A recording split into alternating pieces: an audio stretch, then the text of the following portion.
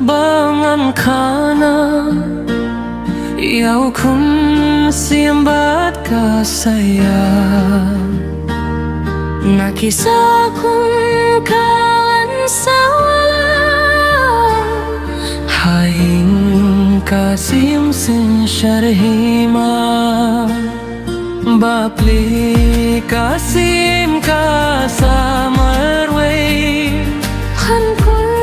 shangang ne kul kin thay Ban su sin sharia kahima Hut ngai tiba kan dukha Kisanggi kila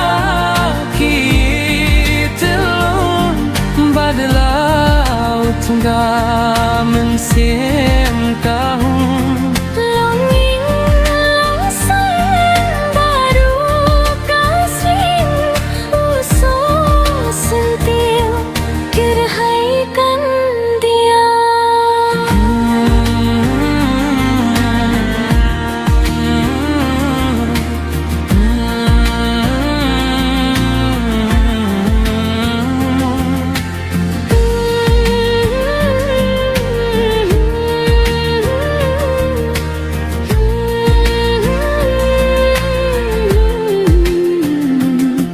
Jinja bumla bantip lupa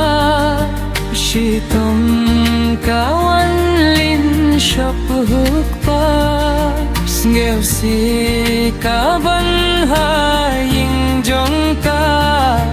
Habaking senuh larut tua Ki umat kitang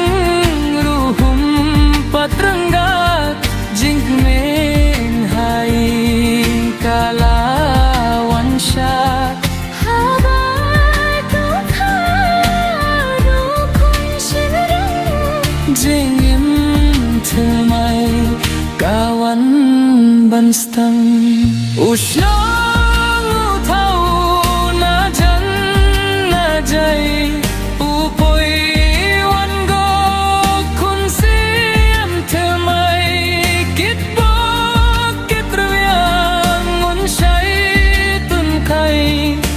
Khe thema ban suk ban xanh